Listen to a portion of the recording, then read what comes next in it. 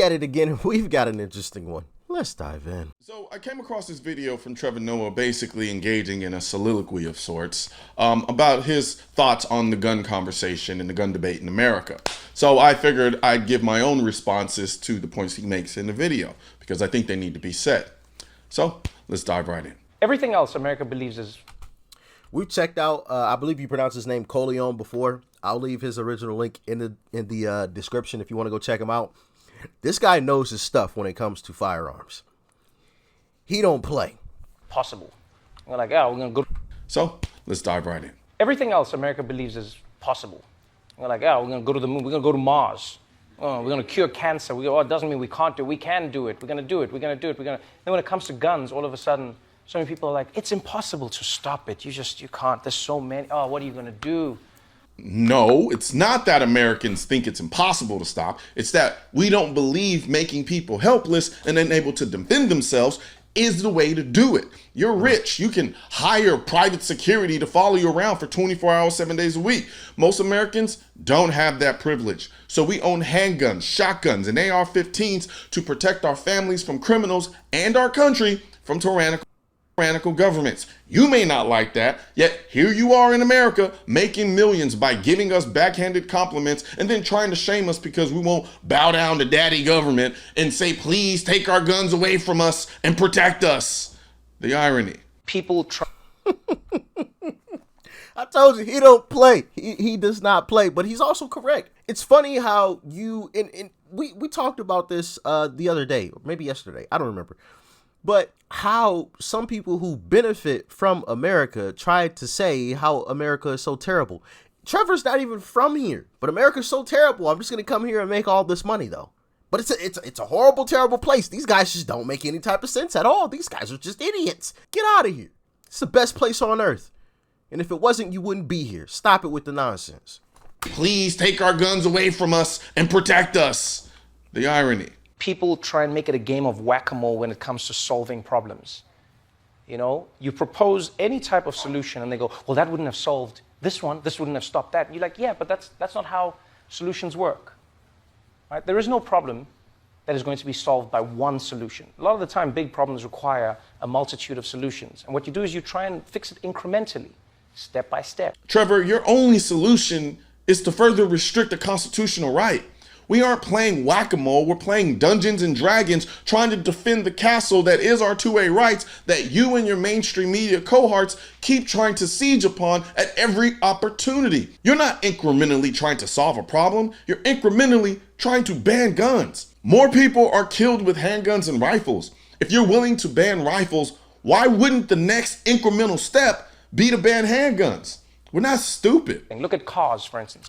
But rifles are these horrible, terrible, no good, very bad things. They're weapons of war. More people die of handguns. What about that? You can buy a 50-round drum for a handgun. Looks ridiculous. High capacity. These guns, you don't need them. Somebody could run up with a 50-round drum on a handgun. Basically do the exact same thing. What about that? Oh, that just comes next after you ban the rifles. Of course. We know how this ends. We know where this goes. Once you start it, you don't stop until it's all gone. Duh, like you said, we aren't stupid. Cars is a simple idea, right? When they started off, it was like a bucket with wooden wheels. You just crashed and you died. That was it. And then over time, people said, well, why don't we improve it? Why don't we say it has to have brakes? We never thought of brakes. Let's add that. Let's add brakes, and let's add this, and let's add seatbelts. We've gotten to the point where cars drive themselves now, and still we say, we've got to write laws. We still say, let's make sure that a self-driving car adheres to certain standards. Let's make sure that it hasn't stopped. And yet, somehow with guns, it just stopped. You know, it's such a strange... I know what Colion's going to say to this. ...argument for me. Oh, but that wouldn't have fixed it. Yeah, but if you see a loophole, why not fix it before it leads to a problem that it could have stopped? The problem with the car analogy is that when a drunk driver kills someone with their car, we don't try to ban cars. When people kill people because they were street racing, we don't try to ban sports cars. When a self-driving car kills someone, we don't try to ban self-driving cars. However, because some mass shooters have used AR-15s, You want to ban AR-15s. Guns have improved in safety the same way cars have. They're more reliable and they have better safety features. Everything we did to make driving safe focused on improving the safety of the item and education.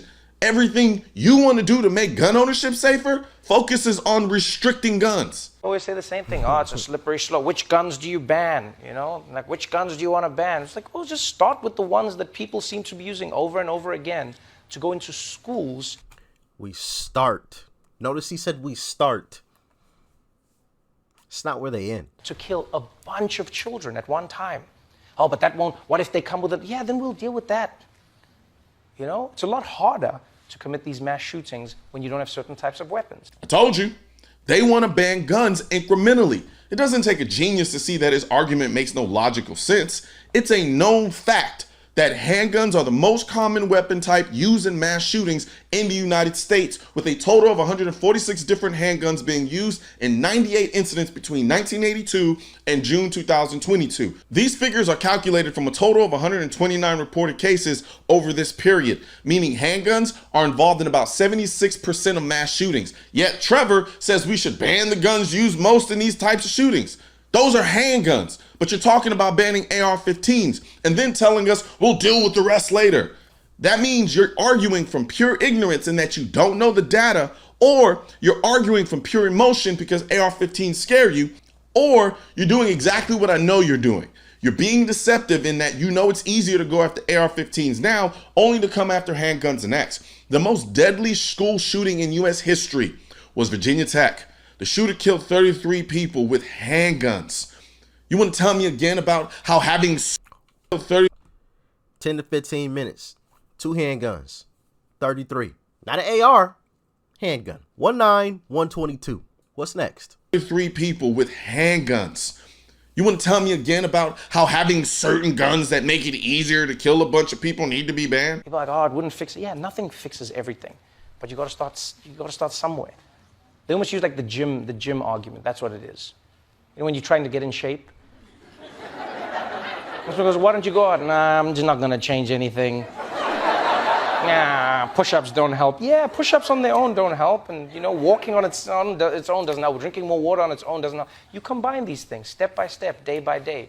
And then you wake up one day and you're like, wow, I look a little bit better than I did before. I feel a little bit better than I did before. It's not going to happen overnight. It's incremental. But it's really interesting that it's the one area where so many people just want to throw their hands up. Trevor, you talk as if we don't have any. It's called Second Amendment.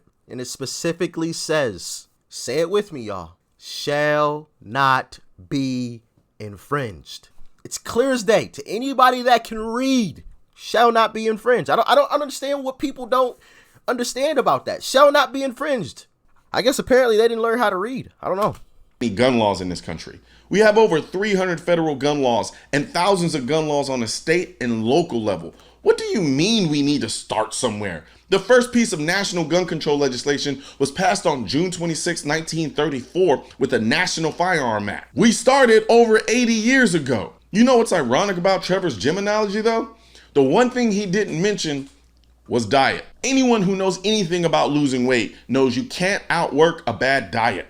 Yes, more gun control, i.e. lifting weights, makes you feel safer, but if you don't deal with the root cause, i.e. your bad diet, nothing is going to change. As a matter of fact, it'll probably get worse. The same people, by the way, when they first were told that this was an undocumented immigrant, they were quick.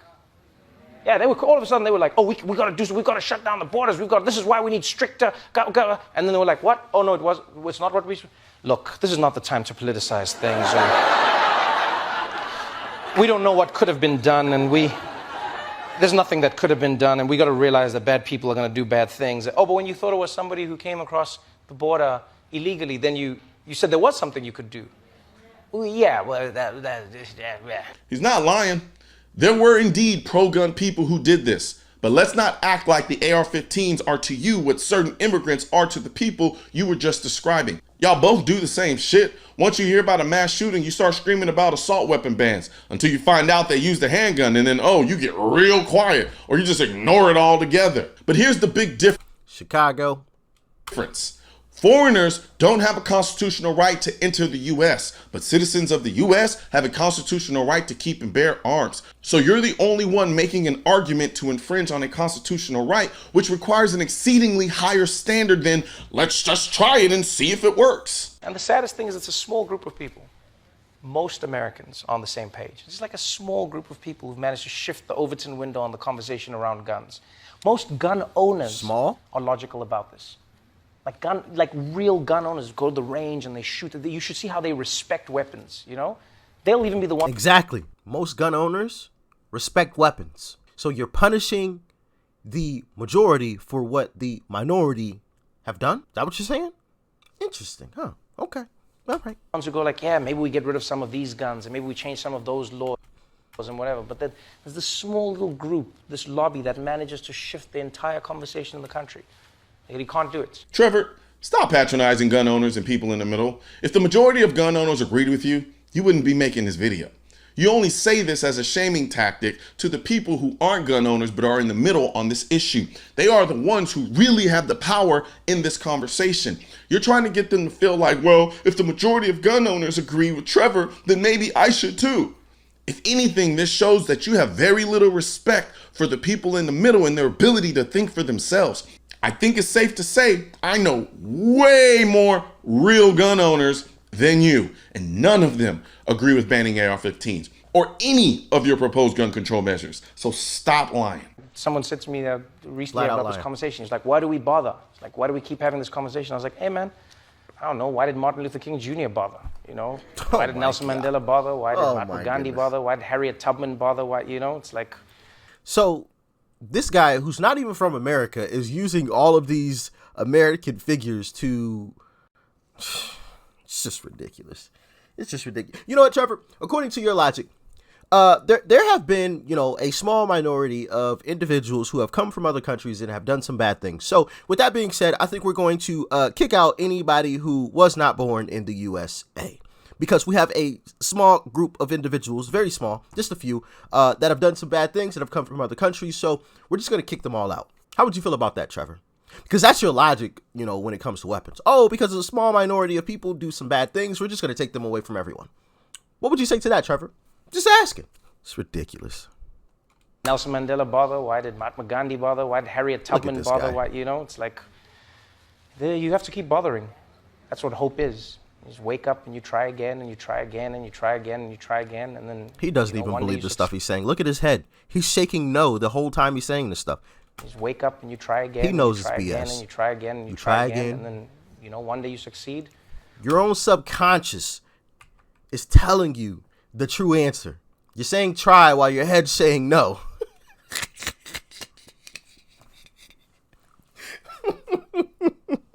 Try again and you try again and you try again and you try again. And then, one day you succeed or you die of old age. Trevor, Martin Luther King fought for civil rights. Nelson Mandela fought for civil rights. Gandhi fought for civil rights. Harriet Tubman used a gun to fight for civil rights. You, my friend, are doing the opposite because the Second Amendment is a civil right. And you just spent the last 4 minutes fighting to restrict it. So, Trevor Noah showing his ignorance on the situation. Guy's not even from here, so he doesn't care about the Constitution and the Second Amendment. He probably doesn't even know what it says, because not once did he even mention the Constitution, as far as I remember, during that whole soliloquy that he went on. My thing is, everything that he was saying was BS. And it's funny. Also, it's funny how a lot of these same individuals want to say, defund the police, but take away the guns, just call the police. Huh? Does that even make any sense? I'm sorry. That just doesn't even make sense. Defund the police. Defund the police. Take away the weapons. Just call the police when you need help.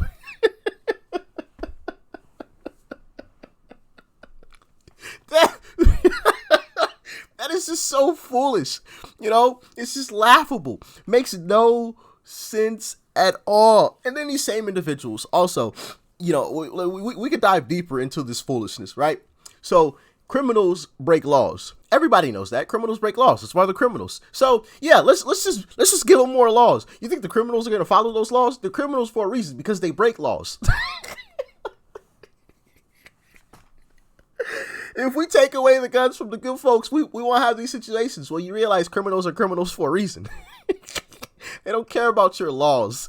Oh man, this stuff is just absolutely wild. The foolishness of it all. Oh my goodness. Also, when he mentioned, I've spoken with gun owners. They all agree. For any gun owners out there that have been to ranges, that have met other gun owners, y'all tell me in the comment section, when is the last time you were at a range, you were at, a firearms dealer, and somebody said, you know what, these AR-15s, we should just get rid of these things. When's the last time somebody said that? Oh, I'll tell you. About a minute after never. Nobody says that. It's always the non-gun owners that say this type of crap. It's goodness gracious. And I think part of it is because people are afraid of weapons. But also, another thing is we'll play into the first police situation again. We'll bring that back. But we won't say defund the police. We won't say that. We'll follow along with the, get rid of your weapons. We'll just call the police when we need help.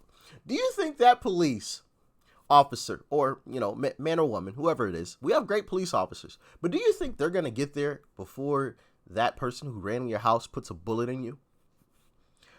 Do you think that person is going to run in your house and see you calling the police and say, you know what, I'll wait right here. I'll give the police, 10 minutes before, I rob you and take your life.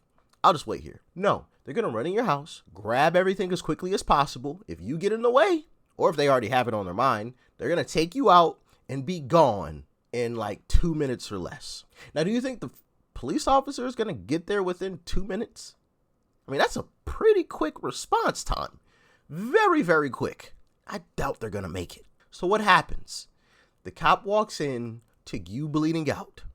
Cops don't necessarily prevent crimes. They respond to tragedies. They respond to disturbances. They respond to these situations. They don't necessarily prevent them. Unless they're sitting outside your front door, then of course.